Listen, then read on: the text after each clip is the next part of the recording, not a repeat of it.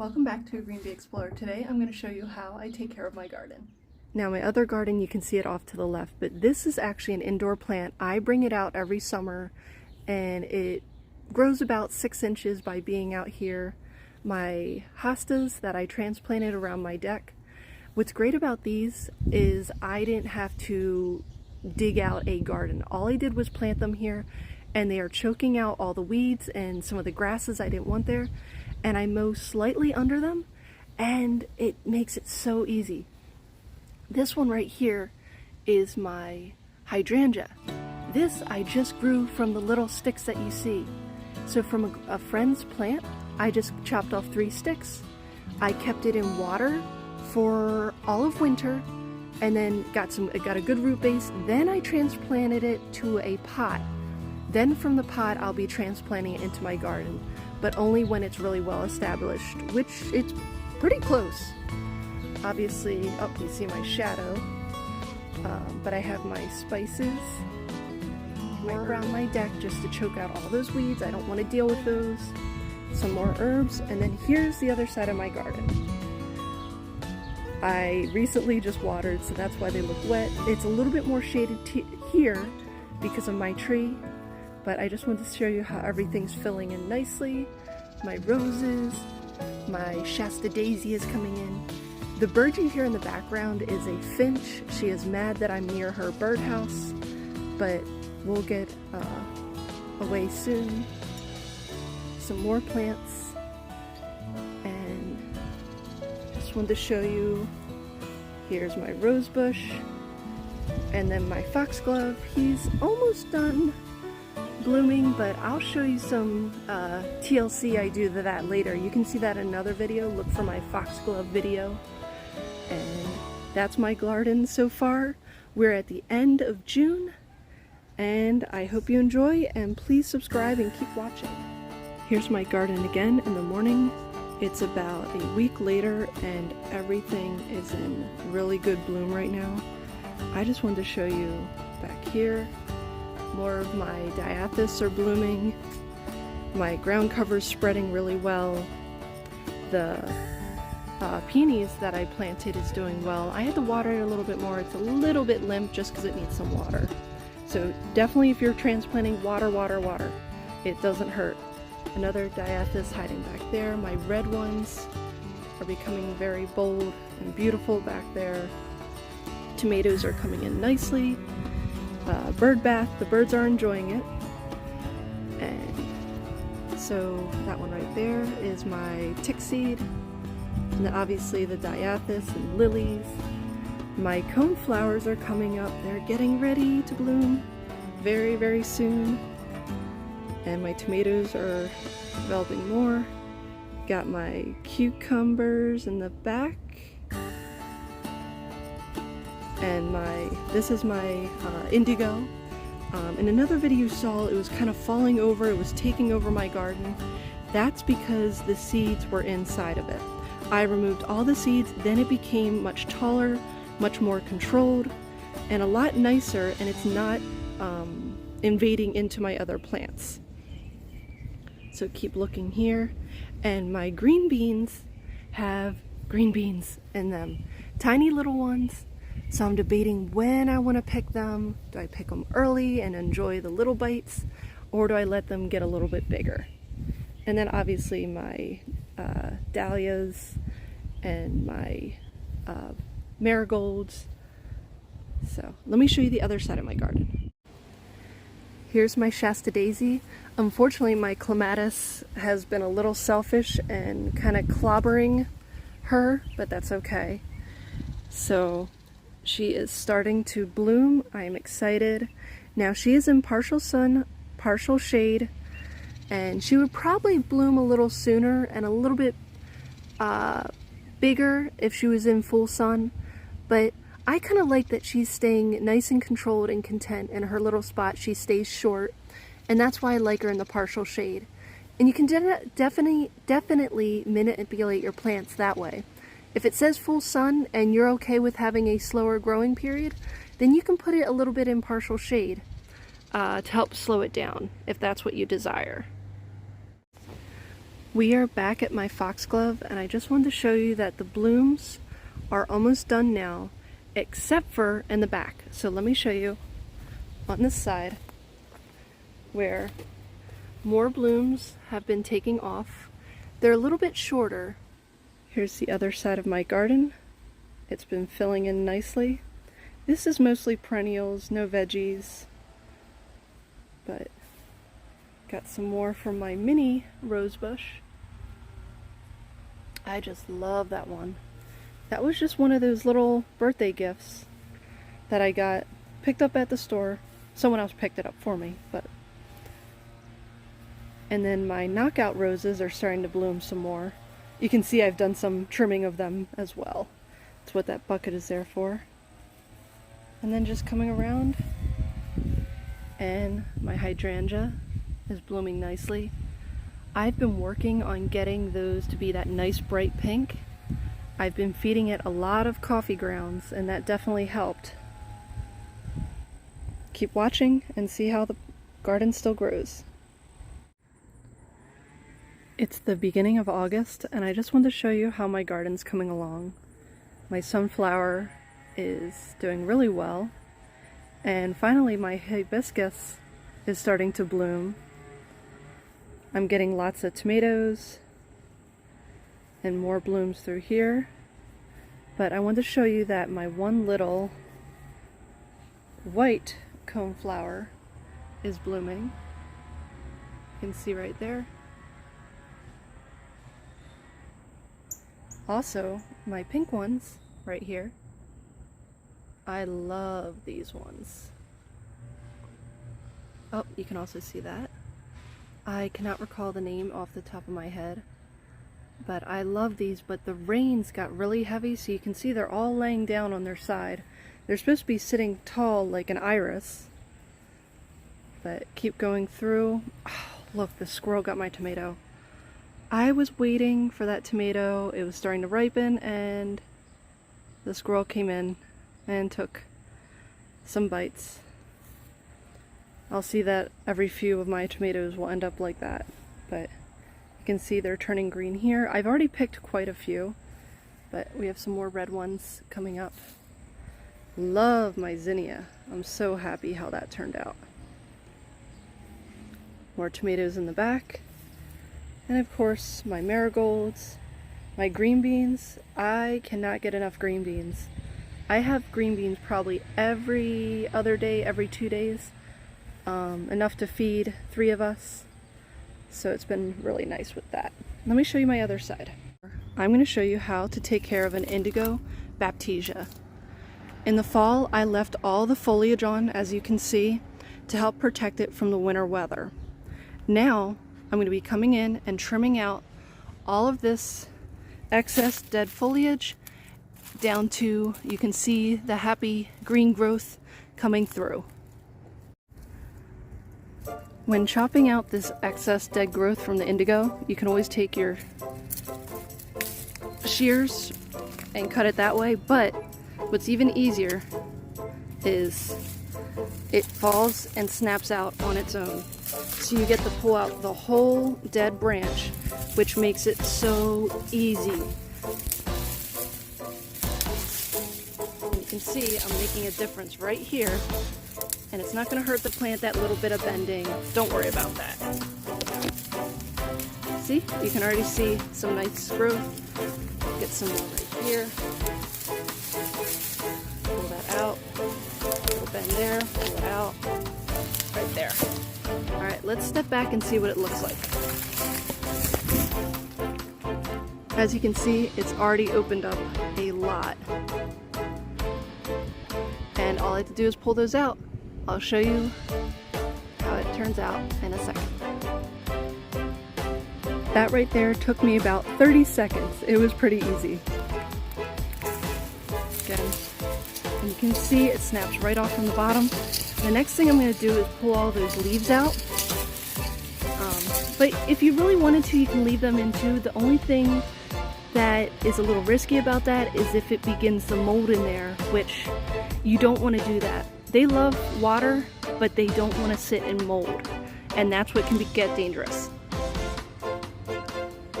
Now that I got all that dead foliage out, the next thing I'm going to focus on is these leaves. Again, you really don't need any leaf support now. That was for the winter time. By taking the leaves out, you'll let it breathe nicely and it'll make the plant so much healthier.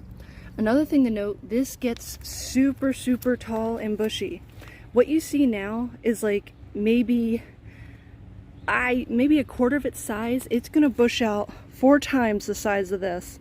So anything under there will be nicely shaded. It'll help hold its own moisture in there. So definitely take out all that excess stuff. You only really have to mulch around it. You don't have to mulch inside of it. It's all cleared out and it looks really good. You see a lot more green in there, a lot more growth. But let me show you something next, which is really cool, are the babies. This is a little baby indigo. There is 1, 2, 3, 4, 5, 6, and it looks like 7, 8, 9, 10, 11, 12. 12 sitting right here. Here's a bunch of other little babies. It propagates nicely. Is it invasive? No, it won't take over. And if it does, you know, it's really controllable. If you don't want them, you can pull them out, but they really will not mess with your garden until they get a little bigger like this, but that is much easier to control. For example, here's ones that got a little bigger. Ignore the weeds, don't judge me. I still have to work on them, but here's a nice big one right there. Looks like it could be 1 plant or 2. It's a little hard to judge right here, but there's a big one. But, oh, here's another one over here. Here's another plant. There's 1. I still have to weed this.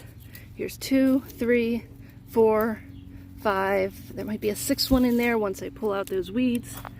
But it's a really easy plant, but the seeds take a while. This all naturally planted itself and germinated. Well, when I say naturally planted itself, I took the seed pods and threw them all over my garden because I wanted them to scatter. And that's exactly what they did. And that's in one of my other videos. I show you all about the seed pods and how to propagate them. So keep watching. Here are my tall cone flowers. I left these just like this over the winter time. The reason I do that is it helps to protect them from the winter and the elements, the frost, the snow, everything. Now, and on top of that, I was feeding all the birds. Finches absolutely love, and they seek these seeds out to help feed themselves into the winter time. But now, to clean it up, all I'm doing is pick it up. Very easy. Pull it off of the plant. You can see there's a bunch more in there that I'm helping them to get their sun, to breathe, and remove that excess moisture. All in here. They are a very, very easy plant. Not much maintenance. The most you have to do is once you plant it, give it some water, it establishes itself, and then you just have to water it when it looks a little droopy or dehydrated. But for the most part, they're pretty hardy. Underneath all these leaves, I have a huge variety of hostas. I'm just helping them out. They can do it themselves, but it's all harder. They have to work, and they can't focus on developing themselves, making themselves bigger, good root base. So I'm assisting them by just pulling out all of these leaves, giving them some air to breathe, literally, and that way these leaves, once they get wet, they don't push on the plant, break the plant, or bend it. You know, see right there, I kind of ripped up the leaf, didn't mean to do that, but you definitely want to take all this out. You don't have to, but it is much better too. Like you can see my little sedums here, they're trying to push out. But I really don't have to mulch in this area because once these hostas start to open up, bloom, here's one over here. I shouldn't say bloom, but just leaf out. They will cover this whole thing, shade it nicely, so weeds can't live in there. And that's what's great about hostas. When you see something dead in your garden, your first reaction shouldn't be to rip it out, because it could have new growth on it, just like right there. You can trim it after a little while. There's another good growth right there. I am drawing a little blank. I think this is, you know what? I cannot recall what I planted here. I think it might be my sage. I think so. This is my sage. Yes, sage. Oh no, or it might be one of my dusty millers. Now I can't, you know, it's so broken down, I can't tell just from the branch. So it's either my sage or my dusty miller, one of those. But don't pull it out right away. Inspect it really well. Give it some time. You never know. It could actually be a plant that'll come back in your garden. And again, take the leaves out so your plants can breathe, like my hosta here. Hostas are pretty hardy plants. They don't need much work. They do need watering when they show a little bit of wilting. But a huge warning with hostas is they are a late bloomer, or they're a little later coming up. As you can see, they're very developed versus everything else that's really starting to shoot up. Especially some of these. They're good and bad. You know, they're very dominating. Like you can see here, they were smothering this hosta, which made it hard to, you know, grow and develop. Same here. I just pulled all of this right here out of from that one hosta, and it was suffocating it, just like it's suffocating it here too.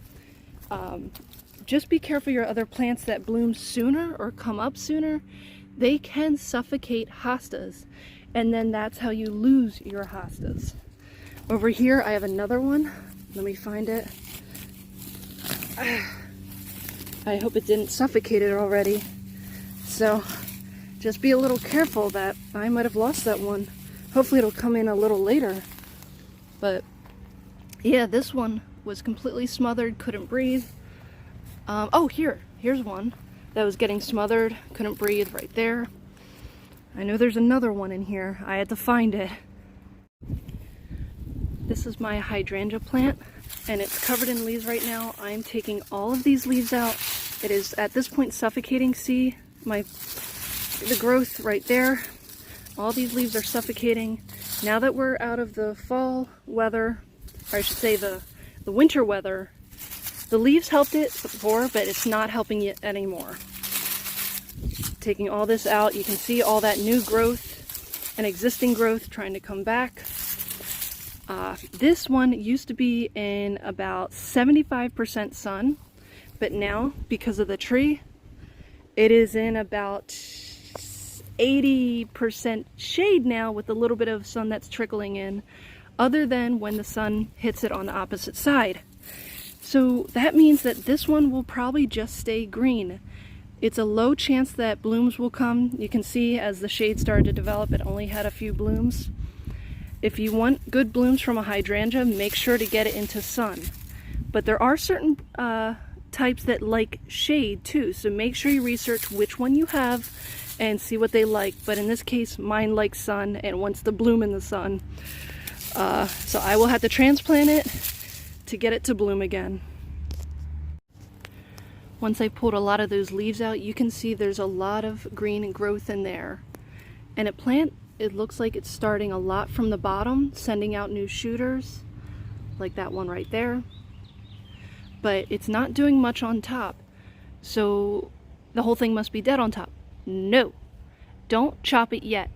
Give it about to the end of spring before you do anything, because there still could be growth in here. Especially since it's not exactly breaking easy. None of these are really given any. Oh, that one's a little, so that one maybe.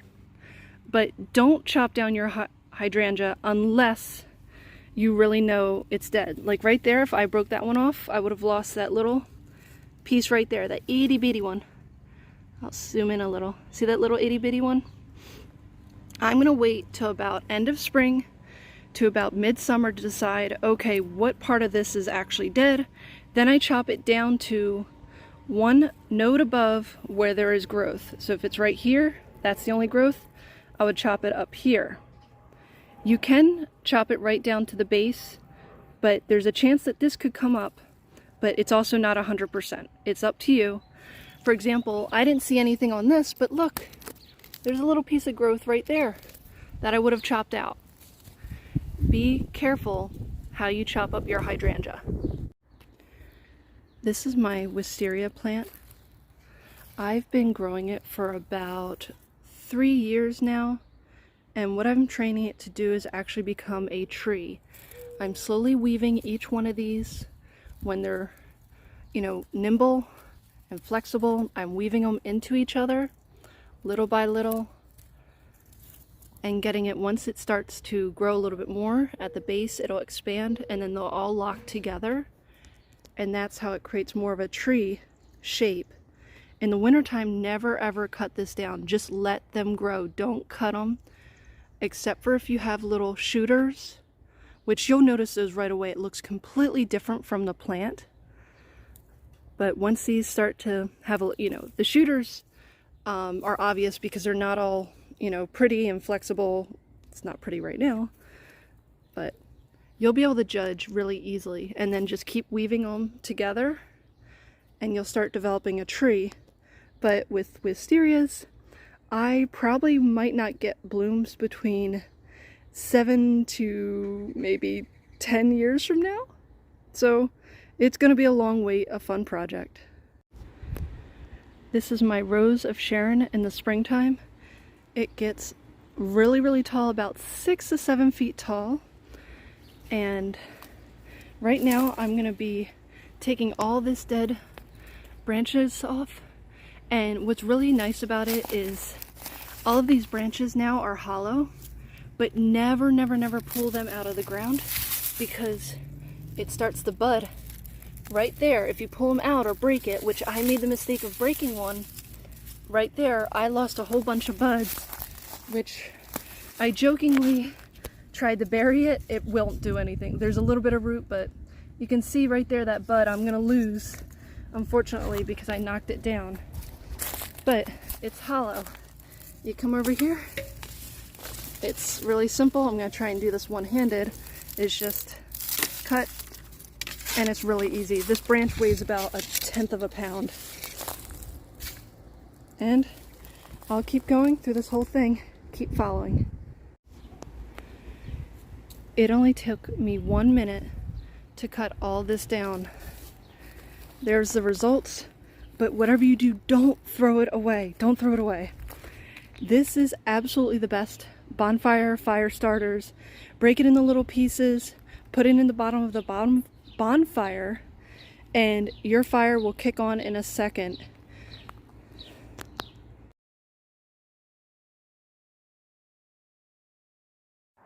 Thank you for watching Green Bee Explorer. I hope you enjoyed my garden. Please subscribe or follow and see more of what I want to show you.